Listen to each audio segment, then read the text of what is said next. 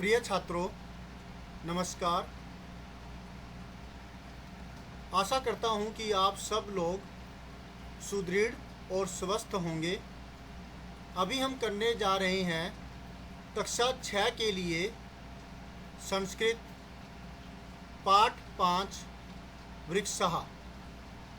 इसकी जो व्याख्या है वो हम इससे पहले वाले वीडियो में कर चुके हैं और अभी हम करेंगे इस पाठ का जो अभ्यास है वो करेंगे। अभी पाठ के अभ्यास में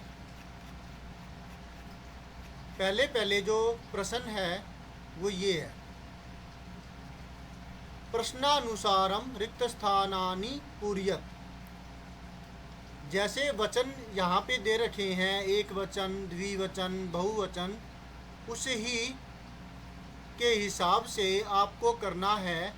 इन जो ये रिक्त स्थान दे रखे हैं इनको आपको भरना है।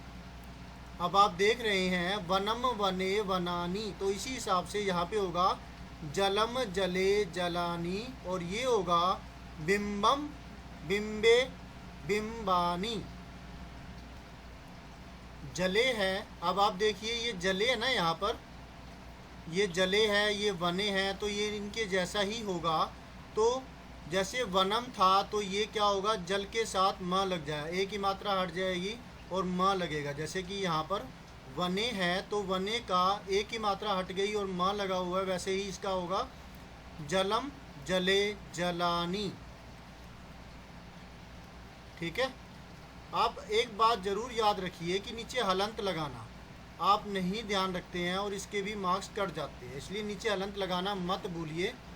जलम जले जलानी।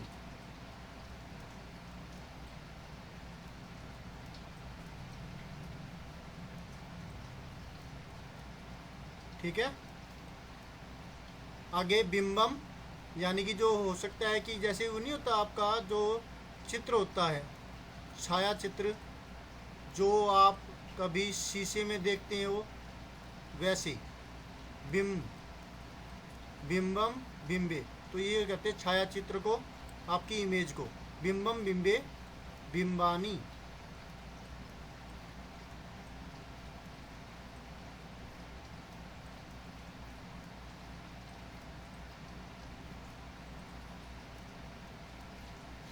इसी तरीके से अब है वृक्षम, वृक्षम वृक्षौ वृक्षान। तो ये क्या चीज़ आ गई, ये द्वितीय विभक्ति है वृक्षः की। ठीक है।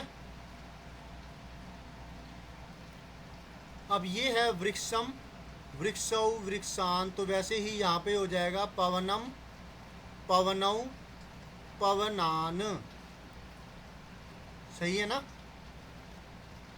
पवनम और फिर पवनौ और ये हुआ पवनान। अब है जनऊ, तो क्या होगा, इसके जैसे ही आपको मैच करना है, यानी कि जन्म यानी कि लोग, उनके लिए इस्तेमाल हुआ है द्वितीय विभक्ति। जन्म जनऊ जनान, जो ये स्पेलिंग है उसी के बाद आ की मात्रा और न लग जाएगा। ये कौन सी विभक्ति है, नहीं ये तो द्वितीय विभक्ति नहीं है। देखिए कौन सी है, नहीं ये द्वितीय विभक्ति ही है। देखिए म लग गया, फिर औ की मात्रा और फिर आ की मात्रा न, ऐसे ही द्वितीय विभक्ति है। तो ये हो जाएगा जनान। याद रखिए कि न के नीचे हलंत लगाना मत भूलिएगा, ये गलती होती है। तो ये पहला जो हमारा रिक्त स्थान का जो ये कार्य था ये पूरा हो गया, आपको समझ में आ गया होगा। वनम वने वनानी, जलम जले जलानी, बिंबम बिंबे बिंबानी, और ये है वृक्षम वृक्षौ वृक्षान, पवनम पवनौ पवनान, जनम जनौ जनान। ओके। इंग्लिश आई गई, आदत है ना, कोई बात नहीं, ठीक है। कोशिश तो की थी कि पूर्णतः मैं आपसे हिंदी में वार्तालाप करूं, अब इसके बाद जो दूसरी एक्सरसाइज है, दूसरा जो प्रश्न है वो हल करते हैं, ये वाला। कोष्ठकेषु प्रदत्त शब्देषु उपयुक्त विभक्ति योजयित्वा रिक्त स्थानानि पूरयत। जो कोष्ठक के अंदर आपको दे रखा है शब्द, इसके हिसाब से आपको सही विभक्ति का इस्तेमाल करके आपको रिक्त स्थान की पूर्ति करनी है। सही है ना? जैसे कि यहाँ पर है अहम रोटिकाम खादामी, तो ये है द्वितीय विभक्ति। तो मैं रोटी को खाता हूँ। त्वम डैश है ना, ये रिक्त स्थान है। त्वम पिबसी, तो यहाँ पे तुम क्या पीते हो? जल पीते हो। तो यहाँ पे आ जाएगा द्वितीय विभक्ति के हिसाब से जलम। एक वचन ही इस्तेमाल करते हैं हम जल के लिए, इसलिए यहाँ पे आया जलम। ठीक है।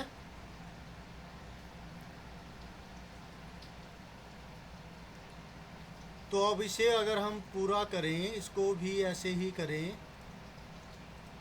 यहाँ पर है त्वम डैश पिबसी जल, तो यहाँ पे आ जाएगा जलम। ठीक है ना?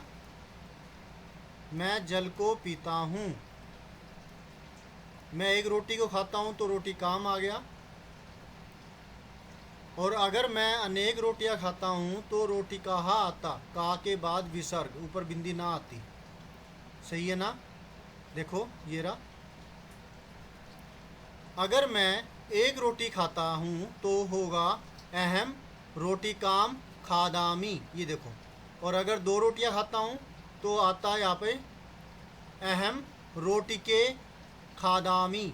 और अगर मैं अनेक रोटियां खाता हूँ तो आ की मात्रा विसर्ग ले जाएगा, जैसे लता के जैसे ही अहम रोटिकाहा खादामी। तो ये चीज़ होती है, आपको अच्छे से समझनी चाहिए। सही है ना? अब पानी के लिए एक वचन इस्तेमाल करते हैं, इसलिए यहाँ पर जलम आया है। अब दूरदर्शन एक, यानी कि एक ये जो टीवी के लिए इस्तेमाल हुआ है कि मैं दूरदर्शन देखता हूँ, यानी दूरदर्शन का मतलब क्या होता है? दूर के दर्शन करता हूँ घर पर बैठ करके, तो टेलीविज़न के लिए इस्तेमाल हुआ है। छात्रः डैश पश्यति दूरदर्शन, तो यहाँ पर ये चीज़ ही आ जाएगी दूरदर्शन, और साथ में क्या आ जाएगा? म लग जाएगा। सही है ना?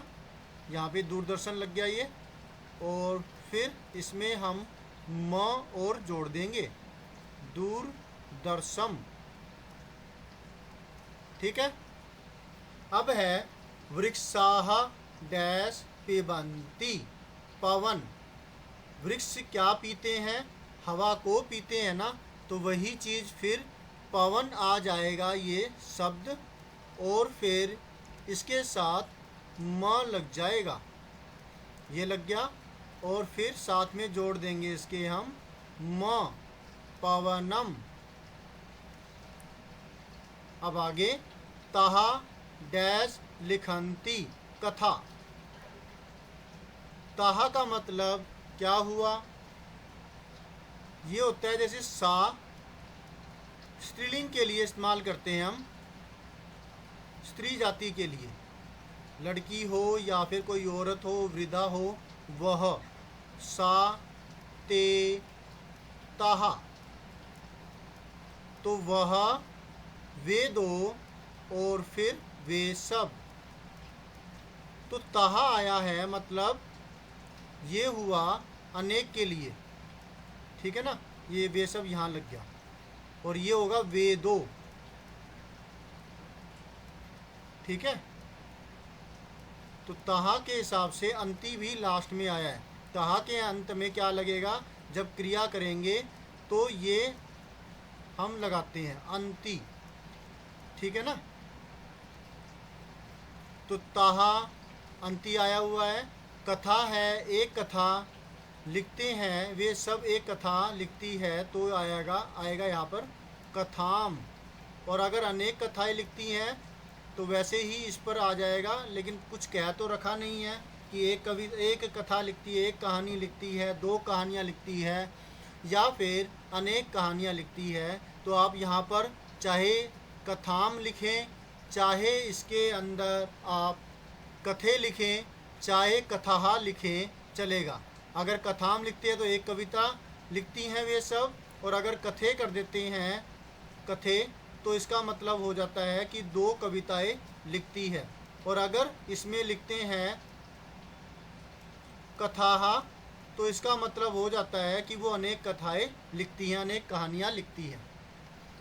सही है। अब है आवाम, अहम, आवाम, वयम।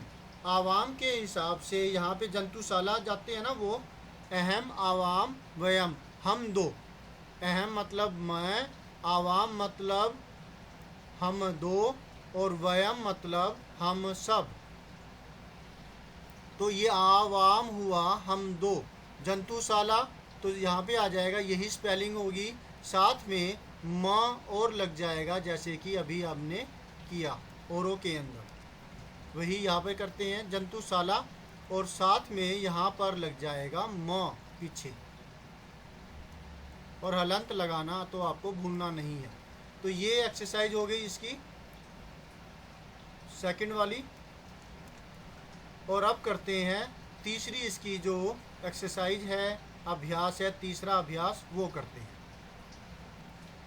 इसे आप अच्छे से देख लीजिए, और इसका स्क्रीनशॉट लेना चाहे तो आप ले लीजिए, और फिर इससे पहले वाले को भी इसी प्रकार से आप अपना स्क्रीनशॉट ले सकते हैं और अपनी नोटबुक, अपनी जो बुक के अंदर ये एक्सरसाइज कर सकते हैं। अब इस तीसरी एक्सरसाइज के अंदर देखिए क्या चीज़ है। अधोलिखितेषु वाक्येषु कर्तृपदानि चिनुत। जो नीचे जो वाक्य लिखे हुए हैं, नीचे लिखे हुए वाक्यों के अंदर कर्तृपद को आपको चुनना है कि इसमें कर्ता पद कौन सा है।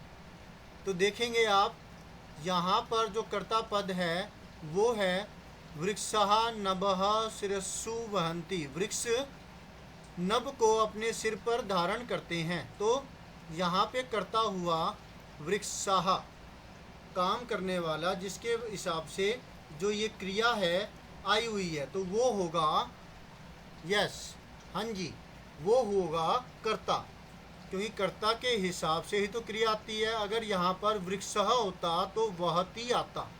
अब वृक्षः है बहुवचन, कर्ता तो बहुवचन क्रिया आई हुई है, तो ये ध्यान आप देंगे। इसी तरह से ये जो कुजंती आया हुआ है ये इसके हिसाब से आया हुआ है, ठीक है ना। तो इसका मतलब क्या हुआ कि यहाँ पर कर्ता पद विहगा है। विहगा वृक्षेषु कुजंती। वृक्ष जो विहगा मतलब पक्षी, बर्ड्स, पक्षी वृक्षों पर कूंजते हैं। तो ये आ गया कर्ता पद, इसके हिसाब से ये क्रिया आई हुई है, ठीक है। अब है पयोदर्पणे वृक्षः सव प्रतिबिंबम पश्यन्ति। पानी रूपी दर्पण में, इसका मतलब पानी रूपी दर्पण हुआ। वृक्षः मतलब कि पेड़, सव प्रतिबिंबम मतलब खुद के प्रतिबिंब को देखते हैं। तो ये जो है यहाँ पर वृक्षः, इसके लिए बात हुई है, वृक्षों के हिसाब से ही ये क्रिया आई हुई है। अब आपको ये नहीं देखना कि पहले वाला जो शब्द है वही कर्ता होगा, बिल्कुल नहीं। तो ये तो है कि जल रूपी दर्पण में कारक आया हुआ है, अपादान कारक में पर, है ना। तो ये में हो गया पर, तो इसलिए ये कर्ता नहीं हुआ, तो ये हम हटा देते हैं। ये होगा कर्ता वृक्षः, इसके हिसाब से ही क्रिया आई है। अगला है कृषकः अन्नानि उत्पादयति। जो किसान है वो अन्नानि यानी कि अनाज को उत्पादन करते हैं, अनाज का उत्पादन करते हैं। तो यहाँ आएगा कृषकः। कृषकः क्या हुआ, बिल्कुल कृषकः हुआ आपका कर्ता। किसान एक किसान के लिए आया है, तो इसलिए यहाँ पर ती आया है, अंति नहीं आया। बहुवचन होता तो यहाँ पे आ की मात्रा लग जाती और फिर हो जाता यहाँ पे अंति। ठीक है, मैं आपको ये एक्स्ट्रा इसलिए बता रहा हूँ ताकि आप डिस्टिंग्विश कर सको कि यहाँ पर और यहाँ पर में क्या फ़र्क आया है। सही है ना? तो ये बात ध्यान रखेंगे ना आप। कृष्कः ये हुआ कर्ता। अगला है सरोवरे मत्स्यः सन्ति। ये भी वही चीज़ है जैसे यहाँ पे अपादान कारक आया था कि जल रूपी दर्पण में, तो वैसे ही यहाँ पे अपादान कारक आया है सरोवर में पर। एक जगह जैसे कि आप कक्षा में पढ़ते हैं, आप कमरे में बैठे हैं, तो वैसी में है ये, तो षष्ठी विभक्ति एक वचन सरोवरे आया है, तो ये कर्ता नहीं हुआ। कर्ता है मत्स्यः, मछलियाँ, इनके लिए आया है, तो ये मत्स्यः सन्ति। क्रिया है हैं, सरोवर में मछलियाँ हैं, होना, सन्ति मतलब होना। तालाब में मछलियाँ हैं, तो कर्ता हुआ मत्स्यः। सही है ना? अब करते हैं चौथी, जो यहाँ पर अभ्यास, चौथा अभ्यास है वो इसका। चौथा प्रश्न है ये, प्रश्नाना मुत्तराणि एक पदेन लिखत। प्रश्नाना मुत्तराणि एक पदेन लिखत, मतलब प्रश्नों के उत्तर आपको क्या करना है, एक पद में लिखना है। प्रश्नों के उत्तर एक पद में लिखो। तो पहला प्रश्न है प्रश्नाना, ये जो है ना ये वाला प्रश्न है, पहला प्रश्न है वृक्षः कई पातालम सप्सरन्ति सप्रिसन्ति, थोड़ा बोलने में दिक्कत होती है। वृक्षः कई पातालम सप्रिसन्ति, तो वृक्ष किसकी मदद से पाताल को भी छू लेते हैं, यानी कि किसके लिए बात चल रही है ये?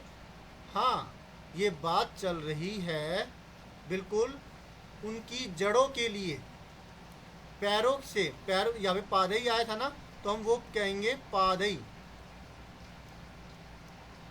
इसका उत्तर क्या होगा? पादई। विसर्ग भी आई थी इसमें, ये देखो यहाँ पर है ना ये पादई, तो ये चीज़ आएगी। ठीक है, अब अगला है वृक्षः किम रचयन्ति। वृक्ष किसकी रचना करते हैं? तो वने वने, वनों की रचना करते हैं ना, प्रत्येक वन की। तो यहाँ लिखेंगे हम वने वने।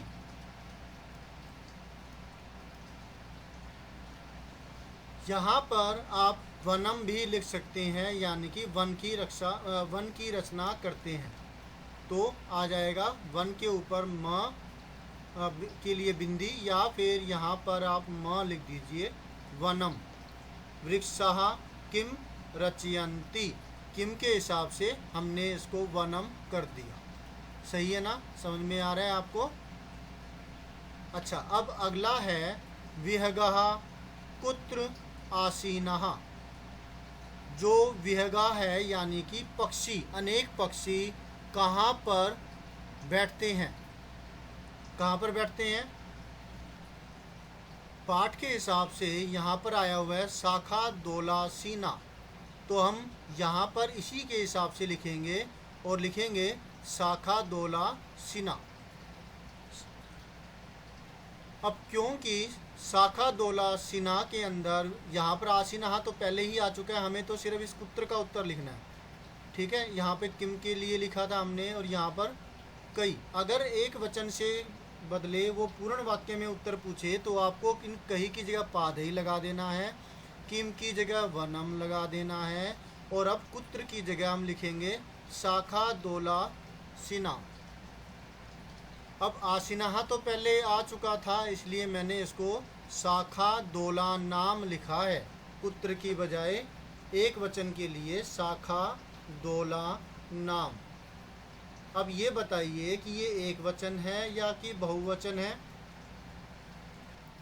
मुझे लगता है कि क्योंकि ये सप्तमी विभक्ति है तो जैसे रामे रामयोः रामेषु, वैसे ही यहाँ पर जो शाखा दोला नाम था ना, तो शाखा क्या हो जाएगा, शाखा दोले, शाखा दोलियो, और यहाँ पर शाखा दोलेसु, ये आना चाहिए, ये तो नहीं आनी चाहिए, तो इसलिए मैं इसको काट रहा हूँ, शाखा दोलेसु कर रहा हूँ। अब आप कमेंट बॉक्स में बताइएगा कि आपके टीचर ने क्या बताया है, दोलेसु बताया है, शाखा दोला नाम बताया, मुझे लगता है कि ये आना चाहिए, शाखाओं पर बैठते हैं, क्योंकि ये भी क्या है, पंचमी नहीं, कौन सी विभक्ति होगी ये, बिल्कुल सही, सप्तमी विभक्ति होगी, अपादान कारक। जैसे कि यहाँ पर था एक किया था ना, इसका वृक्षों पर बैठते हैं तो वृक्षेषु आया था, तो वैसे ही शाखा दोलेसु आएगा। अब है कौतुकेन वृक्षः किम पश्यन्ति, आश्चर्यचकित होकर के वृक्ष क्या देखते हैं, वो अपने खुद के प्रतिबिंब को देखते हैं ना, तो स्व प्रतिबिंबम आएगा यहाँ पर, ये था स्व प्रतिबिंबम, ये चीज आएगी। तो यहाँ पर जो उत्तर होगा, इस किम की बजाय, किम की जगह क्या आ जाएगा, एक उत्तर, मतलब एक ही पद के अंदर उत्तर, ये स्व प्रतिबिंबम, ठीक है। तो ये आपकी जो ये वाली एक्सरसाइज है ये भी हो गई। वृक्षः कई पातालम स्पृशन्ति, वृक्ष किसकी सहायता से पाताल को स्पर्श करते हैं, तो अपने पैरों से, तो पादही आ गया। वृक्षः किम रचयन्ति, वृक्ष किसकी रचना करते हैं, वो वनों की रचना करते हैं, इसलिए वनम आ गया। विहगा कुत्र आसीनाः, तो शाखा दोलेसु किया है मैंने, अनेक शाखाओं पर, अलग अलग शाखाओं पर बैठते हैं, तो अगर वृक्ष होता तो वृक्षेषु आता, तो ये हुआ सप्तमी विभक्ति बहुवचन, तो शाखा दोलेसु किया है। शाखा जो दोलासीना था ना, वो नहीं किया, क्योंकि आसीना उसमें जुड़ गया था, शाखा दोल के अंदर, शाखा दोलम के अंदर आसीना जुड़ गया था, तो शाखा दोलासीना किया हुआ था उसमें। समझ में आया आपको। अब यहाँ पर कौतिकेन वृक्षः किम पश्यन्ति, को आश्चर्यचकित होकर के वृक्ष क्या देखते हैं, तो यहाँ आएगा स्व प्रतिबिंबम। आप पूरा वीडियो देखा करो ध्यान से, क्योंकि बीच बीच में मैं जो और इम्पोर्टेंट चीज़ें भी आपको बताता रहता हूँ। कहीं ऐसा ना हो कि आप ऐसा ही करते रहे, बस सिर्फ आपको जो आंसर गेट हो जाए, नहीं, आंसर गेट हो भी गया तो क्या रट्टा लगाओगे उसका, रट्टा लगाना तो बहुत ही बुरा है, इसलिए कुछ और काम की बातें आपको बताई जाती है, तो आपको पूरा वीडियो अच्छे से देखना चाहिए। तो ये एक्सरसाइज हमारी हो गई। अब नेक्स्ट एक्सरसाइज, अब है ये समुचितै पदै रिक्त स्थानानि पूरयत, पूरे पदों के साथ आपको ये जो रिक्त स्थान है भरने हैं। आपको बड़ी आसानी होगी देख करके कि यहाँ पर जो ये चीज़ दे रखी है, जैसे गजह गजऊ गजाहा, यहाँ से आप इसकी जैसे ही बिल्कुल सेम टू सेम आप लिख सकते हैं। अस्वह है तो लग जाएगा अस्वऊ अस्वाहा, सही है ना, अस्वऊ, औ की मात्रा ऊपर देख करके गजऊ था, तो ये अस्वऊ हो गया। आ की मात्रा विसर्ग है, अस्व की स्पेलिंग वही है, और उसके साथ फिर पीछे आ की मात्रा लग जाएगी और विसर्ग लग जाएगा। ये ख नहीं है, याद रहे, मैंने ये ऐसे बना रखा है, अस्वाहा, आधा सो है। अब अगला सूर्यम सूर्यौ सूर्यान, तो यहाँ आ जाएगा चंद्रान है तो चंद्रम चंद्रौ चंद्रान, ठीक है ना।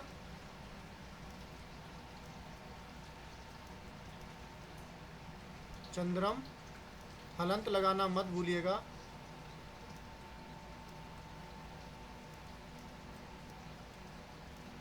चंद्रौ चंद्रान, ये एक वचन है।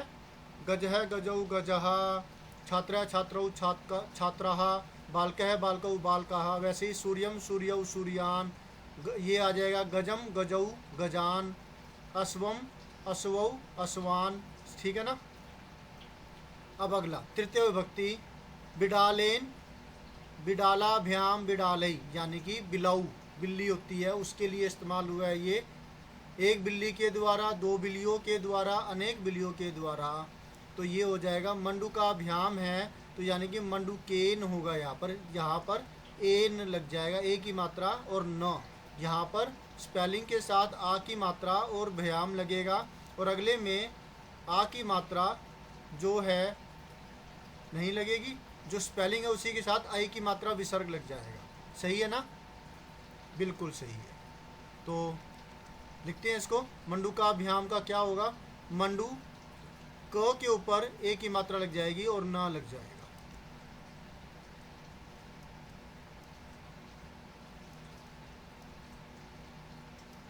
मंडूकेन, ठीक है। और यहाँ पे हो जाएगा मंडूकाभ्याम है मंडूकई, मैं यही कर लेता हूँ।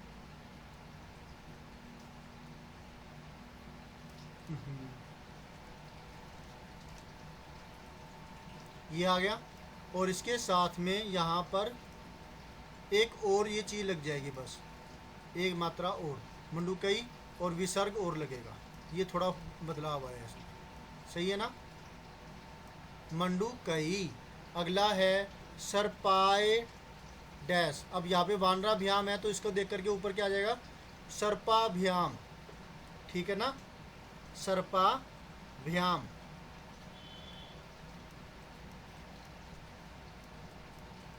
सर्पा की स्पेलिंग आ गई, और भ्याम और लग जाएगा ये पीछे, जैसे नीचे इसके लगा हुआ है वानराभ्याम में।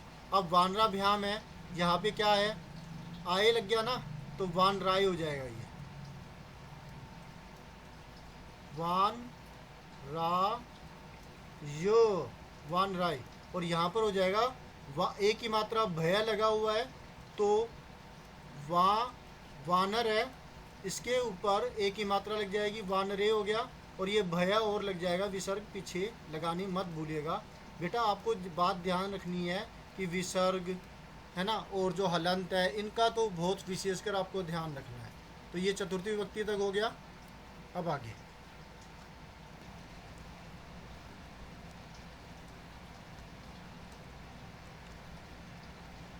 अब पंचमी विभक्ति में यहाँ पर भी भयाम लगता है, तो यहाँ नहीं दे रखा ना तो ऊपर ना नीचे, तो हमें क्या करना पड़ेगा, मोदकात, मोदकाभ्याम, और नीचे से देख करके मोदके भय, ठीक है।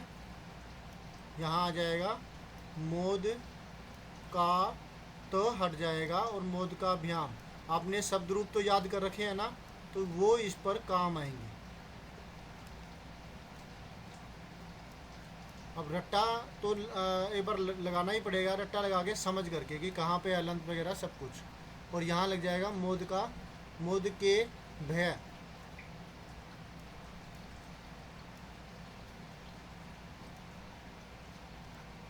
ठीक है। और अब यहाँ पर वृक्षे भय है, तो यहाँ पे आत लगा हुआ है, पंचमी विभक्ति,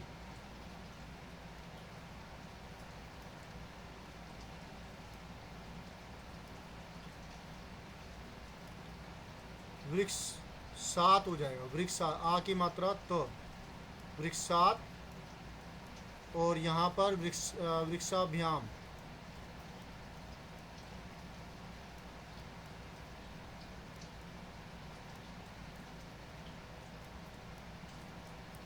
जनस्य जनयो जनानाम, तो यहाँ पे सु का नाम है तो सुख के लिए आएगा, सुकस्य हो जाएगा,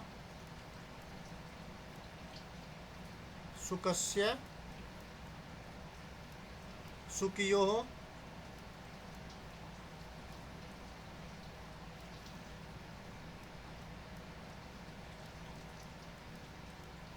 और सुका नाम। सप्तमी विभक्ति में होगा शिक्षके, शिक्षकयो हो, ठीक है।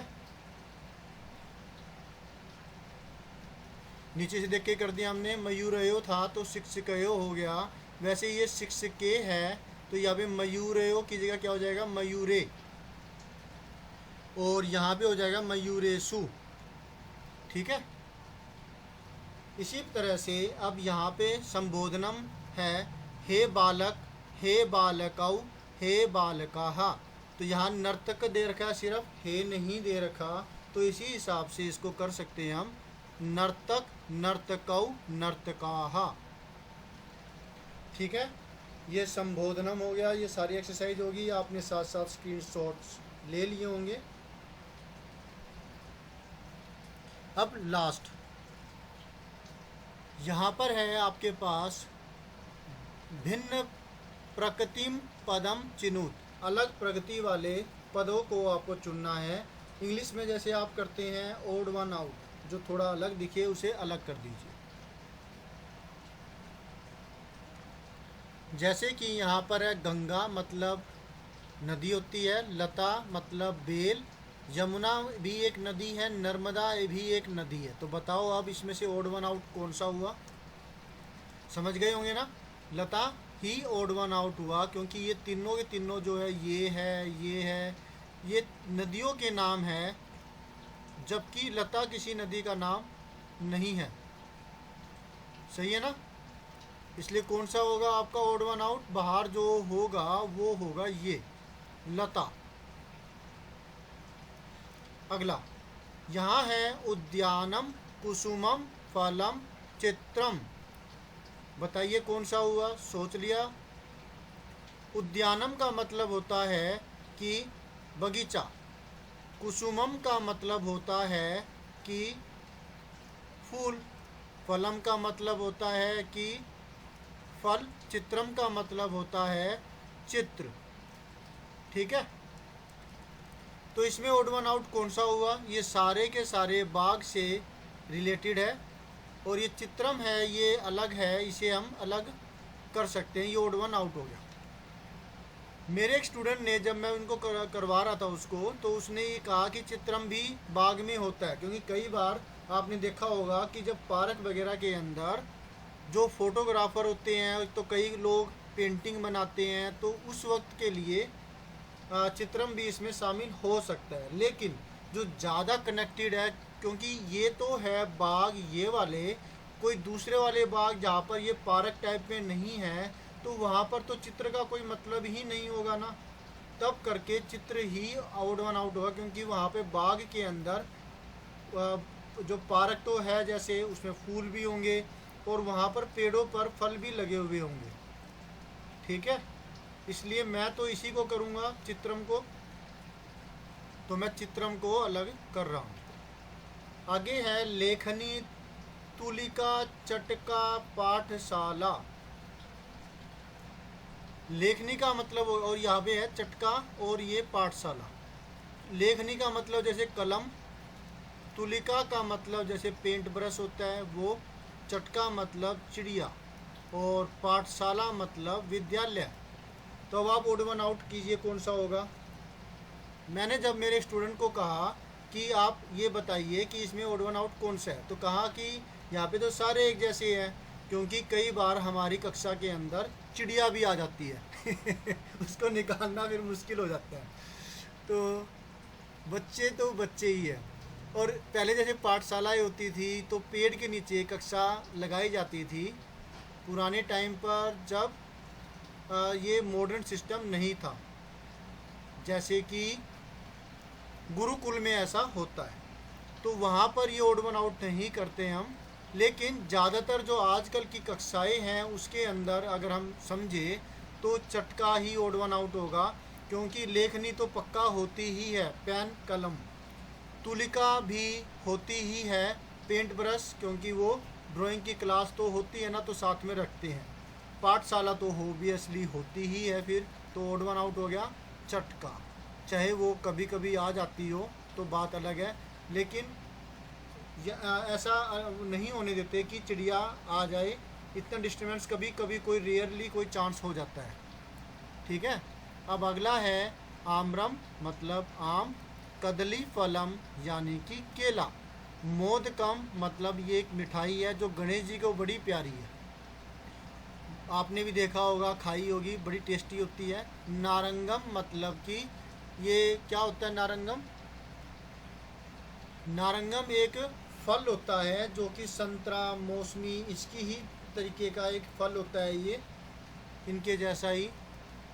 तो ये हो गए। अब बताइए कि इसमें कौन सा ओड वन आउट हुआ। एग्जैक्टली इसमें ये फल जो है ये ओड वन आउट हुआ, ये अलग है क्योंकि बाकी सारे के सारे जो ये है और ये है, ये तो तीनों के तीनों ही फल है, तो ये नहीं शामिल होंगे और जो अलग होगा वो मोदगम होगा। तो होप सो आपको अच्छे से समझ में आ गया होगा। तो मिलते हैं नेक्स्ट वीडियो में, जिसमें हम करेंगे नेक्स्ट वीडियो जिसमें कोई नेक्स्ट चैप्टर करेंगे और आपको आपकी समझ को और अच्छा बनाने के लिए मैं पूरी कोशिश करूँगा।